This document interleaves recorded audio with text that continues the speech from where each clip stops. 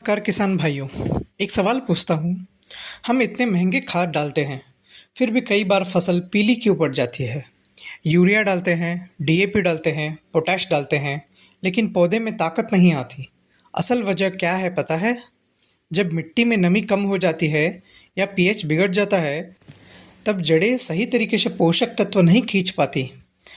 हम जो खाद डालते हैं वो मिट्टी में ही लॉक हो जाती है। ऐसे समय में फोलियर स्प्रे किसानों के लिए बहुत बड़ा सहारा बनता है, क्योंकि इसमें हम पौधों को सीधे पत्तों के जरिए पोषण देते हैं। मतलब पौधों को डायरेक्ट एनर्जी देने जैसा काम। पौधों की पत्तियों पर छोटे छोटे छेद होते हैं, इन्हें स्टोमेटा कहते हैं। सुबह के ठंडे समय सुबह के ठंडे समय में ये स्टोमेटा सबसे ज़्यादा खुले रहते हैं। उस समय अगर स्प्रे किया जाए तो पौधा बहुत तेज़ी से पोषण सोख लेता है। इसलिए किसान भाइयों, दोपहर की तेज़ धूप में स्प्रे बिल्कुल मत कीजिए। बहुत लोग यही गलती करते हैं। स्प्रे हमेशा सुबह या शाम के ठंडे समय में करना सबसे अच्छा रहता है। तब दवा भी बर्बाद नहीं होती और पौधों को पूरा फायदा मिलता है। अब सबसे ज़रूरी बात करते हैं किसान भाइयों, कौन सा स्प्रे कब करना चाहिए।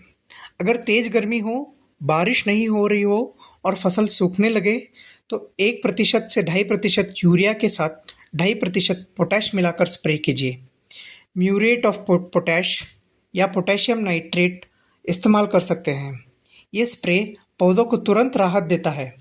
शुरुआती बढ़वार के समय 2% डीएपी का स्प्रे करने से पौधे तेज़ी से बढ़ते हैं। 2 बार करना काफ़ी रहता है।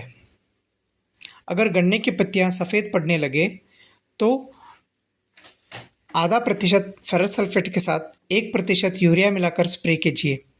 90, 105 और 120 दिन पर करने से अच्छा रिजल्ट मिलता है। हर बार दुकान से महंगी दवा खरीदनी ज़रूरी नहीं है किसान भाइयों। हमारे घर में ही कई ताकतवर चीज़ें मौजूद होती हैं। गाय का मूत्र, गोबर, गुड़, बेसन और खट्टी छाछ, इन सबको मिलाकर जीवामृत तैयार किया जा सकता है।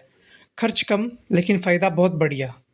लेकिन एक ज़रूरी बात याद रखिए, स्प्रे टैंक में डालने से पहले जीवामृत को अच्छे से कपड़े से छान लीजिए, नहीं तो स्प्रे मशीन की नलियाँ जाम हो सकती है। 15 से 20 दिन के अंतर पर स्प्रे करने से फसल काफ़ी हरी भरी दिखती है। ये फॉलियर स्प्रे सिर्फ एक फसल के लिए नहीं है किसान भाइयों। टमाटर, मक्का, गन्ना, सभी फसलों में इसका फ़ायदा मिलता है। टमाटर में फूल आने के समय 2% डीएपी स्प्रे करने से फूल झड़ना कम होता है, फल भी बहुत अच्छे बनते हैं। मक्का में घुटना जितनी ऊंचाई पर 0.5% जिंक सल्फेट स्प्रे करने से भुट्टा अच्छी तरह भरता है, सफ़ेदपन की समस्या भी कम होती है। और गन्ने में 2.5% यूरिया, पोटैश और फेरस सल्फेट का स्प्रे करने से गन्ना मोटा होता है, वज़न बढ़ता है और रिकवर भी अच्छी मिलती है। अब आखिर में कुछ गोल्डन रूल्स बता देता हूँ किसान भाइयों। पहला, दोपहर की तेज़ धूप में कभी स्प्रे मत कीजिए। दूसरा, टिपॉल जैसे अच्छे वेटिंग एजेंट का इस्तेमाल कीजिए ताकि स्प्रे पत्तियों पर अच्छी तरह फैले। तीसरा, ज़्यादा दवा डालने से ज़्यादा फायदा होगा, ऐसा बिल्कुल मत सोचिए। सही मात्रा सबसे ज़रूरी होती है।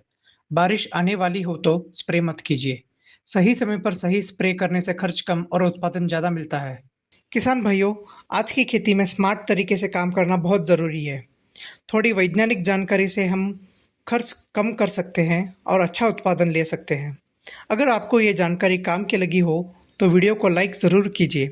अपने किसान दोस्तों के साथ व्हाट्सएप पर शेयर कीजिए और ऐसे ही वैज्ञानिक खेती की जानकारी के लिए हमारे चैनल को सब्सक्राइब करना मत भूलिए। धन्यवाद किसान भाइयों। जय जवान, जय किसान।